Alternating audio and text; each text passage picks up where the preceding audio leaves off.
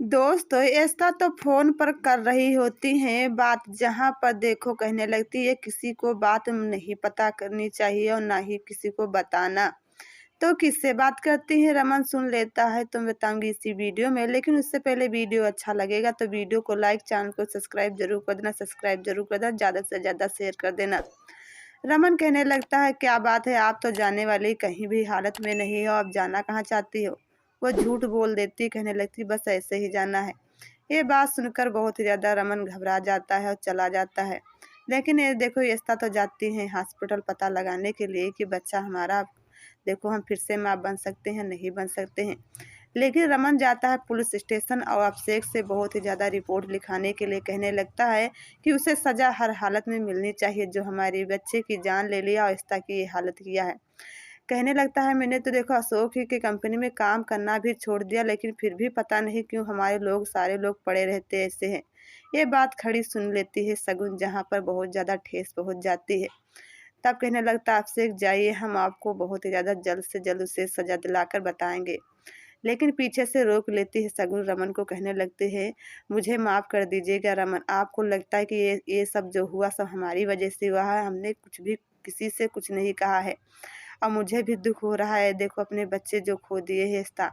तब रमन कहने लगता है नहीं कोई दिक्कत नहीं है, मैं आपको कहाँ कह रहे हैं कि हाँ आपने जो किया सब किया है।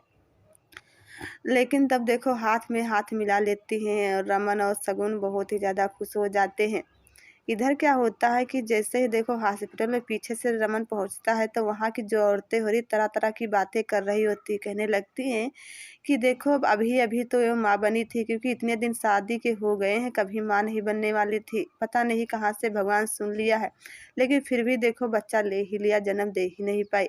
ये बात देखो रमन को बर्दाश्त नहीं होती है, बहुत ज़्यादा फटकार लगाने लगती हैं उन औरतों की। लेकिन पीछे से आ जाती हैं ऐसा, कहने लगती है रमन आपको हो क्या रहा, इतनी जल्दी से इतना जल्दी जल्दी क्यों चिल्ला रहे हो, आप किस किस का मुंह रोकोगे, क्योंकि सारी दुनिया तो हमें कहती है बांझ। तब कहने लगते हैं कि हाँ आप बर्दाश्त कर सकती हो, लेकिन हम बर्दाश्त नहीं कर सकते हैं, इसीलिए बहुत ही ज़्यादा हमने इनकी फटकार लगा दी है। तब कहने लगती है इसका कोई बात नहीं, चलिए लिंच करते हैं। लेकिन वो लिंच नहीं करता है, गुस्से से चला जाता है डॉक्टर मनोज के पास ऑफिस में, जहाँ पर देखो एस्था भी यहाँ पर रो रो कर बुरा हाल कर रही होती है, वो घर चली जाती है।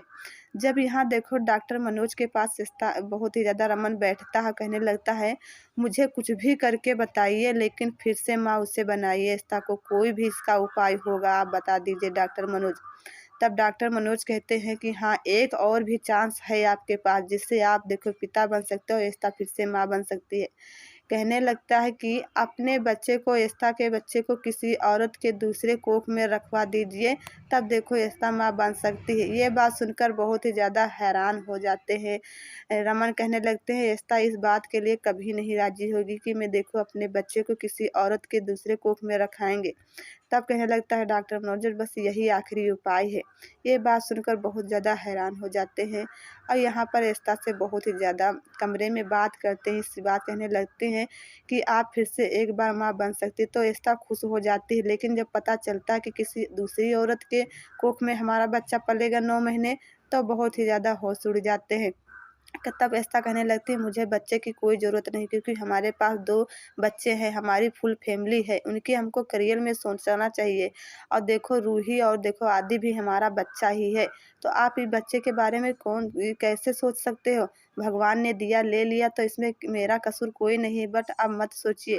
रमन कहने लगता है नहीं आपका बच्चा तो किसी दूसरी औरत में कोख में जन्म लेकर ही आपको माँ बनाएगी।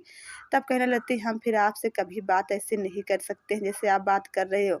लेकिन क्या होता है, कहने लगती हैं कि चलिए अच्छा कपड़ा पहन लीजिए, आप देखिए पार्टी में जाइए, क्योंकि आप जो जीते थे बहुत ही ज़्यादा, उसके पार्टी तो देना ही पड़ेगा। तब कहने लगता रमन हम अकेले नहीं जाएंगे, आप भी साथ में चलिए। तो ऐसा कहने लगती हम नहीं जा सकते क्योंकि आदि का एग्ज़ाम है। तो क्या होता है पार्टी में बहुत ही ज़्यादा जो अशोक होता, कहने लगता अब तो कभी माँ नहीं बन सकती क्योंकि वो बांझ हो चुकी है। ये बात बर्दाश्त नहीं कर पाता है, गला बंद पकड़ लेता है रमन और बहुत ही ज़्यादा मारने पीटने लगता, जहाँ पर रमन के ऊपर फिर से हमला होने वाला है। अशोक तो बहुत ही ज़्यादा रमन को हुँसका रखा है, लेकिन यहाँ पर पार्टी में सारे लोग खड़े देख रहे होते हैं। अवस्था की यहाँ देखो घबराहट हो रही होती कि रमन किसी मुसीबत में नहीं है, लेकिन रमन तो सच में किसी मुसीबत में पड़ने वाला है अशोक के जाल में। तो क्या होगा सच में मैं बताऊंगी नेक्स्ट वीडियो में। लेकिन उससे पहले वीडियो अच्छा लगा तो वीडियो को लाइक, चैनल को सब्सक्राइब जरूर कर देना। मैं मिलूँ अगले वीडियो, तब के लिए दोस्तों बाय बाय, टाटा, धन्यवाद, टेक केयर।